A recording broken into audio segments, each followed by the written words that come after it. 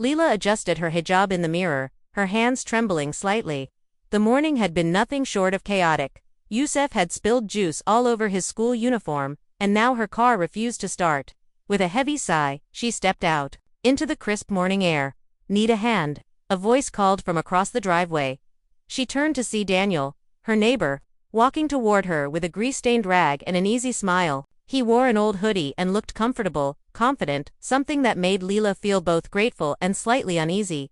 "I think it's the battery," she murmured, glancing at the car. "Mind if I take a look?" Daniel asked, his tone warm and respectful. She hesitated before giving a small nod. Daniel lifted the hood and examined the cables with quiet focus. From the doorway, Yusuf peeked out curiously. "Just a loose cable," Daniel announced. "I can fix it, if that's okay." Leela nodded again.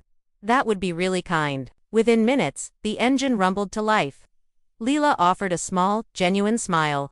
"Thanks, I'm not really good with this sort of thing." "No problem," Daniel replied with a chuckle. "Happy to help." When she reached for her purse, he raised a hand to stop her. "No need." That evening, as Leela washed dishes, her mind drifted back to Daniel. He seemed kind, sincere, but experience had taught her not to trust too easily. Days passed, and they kept crossing paths. Each time, Daniel greeted her with a smile, never too much, never intrusive. One afternoon, while she sipped tea on her porch, she heard laughter. Yusuf's bike chain had jammed and there was Daniel, helping him fix it. "Push here," he said gently. "Now give it a spin." The wheel spun smoothly, and Yusuf grinned. "Thanks, Mr. Daniel." "That was very sweet of you," Leela said when Daniel glanced her way. "Yusuf did most of the work," he replied, smiling despite herself. Leela smiled back, but something about Daniel's quiet presence lingered with her, comforting, yet unsettling. He was kind, patient, and he was slowly becoming a part of their lives. Weeks later, during a particularly stressful evening, everything felt like too much. The noise of a neighborhood gathering overwhelmed her. Her chest tightened. She couldn't breathe. Then she heard Daniel's voice cut through the noise. He gently led her away from the crowd. "Breathe in," he said softly. "Now, out." She closed her eyes, focusing on his voice until her breath steadied. When she opened them, his expression held no judgment, only concern. "Thank you," she whispered.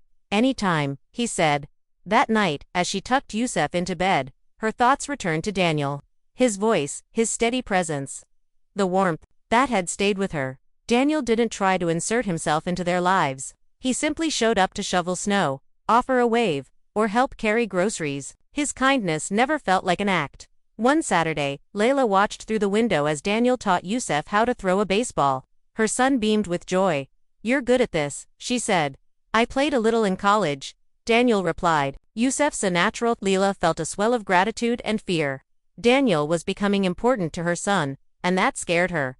The next weekend, Daniel stopped by with a children's science kit. Saw this and thought Yusuf might like it. "You didn't have to, I know," Daniel said, "but I wanted to." That evening, watching Yusuf build circuits from the kit, Leela felt something stir inside her. Daniel didn't just care about her, he truly cared for Yusuf. Still, her fears loomed.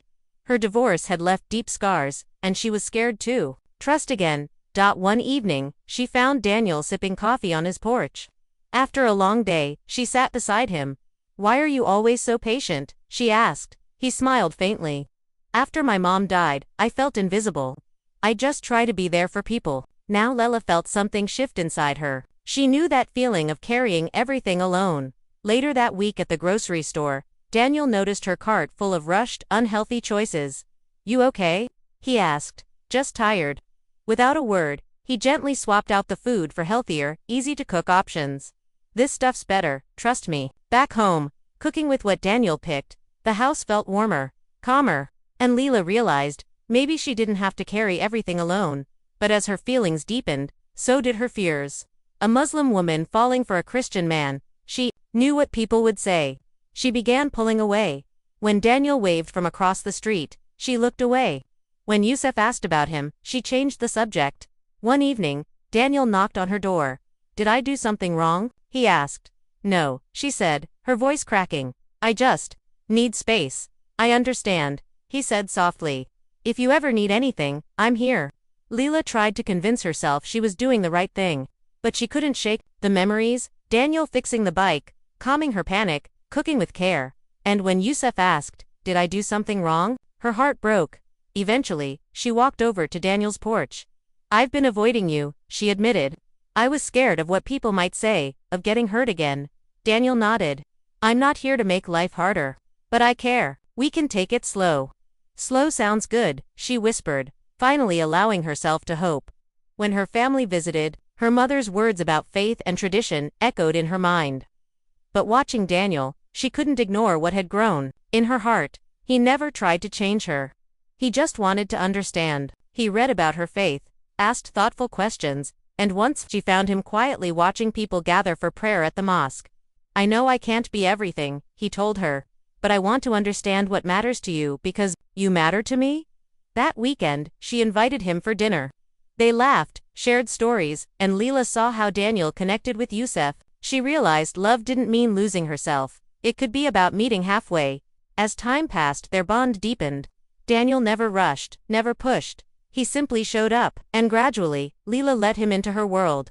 One evening, Yusef asked, "Is Mr. Daniel going to be part of our family?" Layla hesitated, the question tugging at her heart. Yusef had noticed the difference in her, how she smiled more when Daniel was around. When Daniel called to say he'd be out of town, she realized just how much she'd miss him. Upon his return, they shared a quiet dinner. Leela finally admitted, "I'm scared.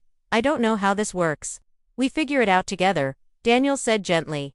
In the weeks that followed, she introduced him to her friends. Slowly, trust grew, not just in him, but in herself. Then came the whispers. She overheard two women gossiping outside the school, judging her for being with a non-Muslim man. That night, she let Daniel's call go to voicemail. She told herself it was for the best, but the ache said otherwise. 2 days later, Daniel came to her door. "I haven't seen you around," he said gently. Leela's voice trembled. "People are talking." "You don't have to explain," he said. "I do want this," she whispered. "I just don't want to lose myself in the process." "Then let's go at your pace," Daniel said. "One step at a time." And with that, the last of her walls began to fall. That weekend, they sat on the porch. Yusef slept curled beside Daniel, and Leela leaned back, her heart finally calm. She didn't have all the answers. But she knew now, love didn't have to be loud or dramatic. It could be gentle, steady, and real.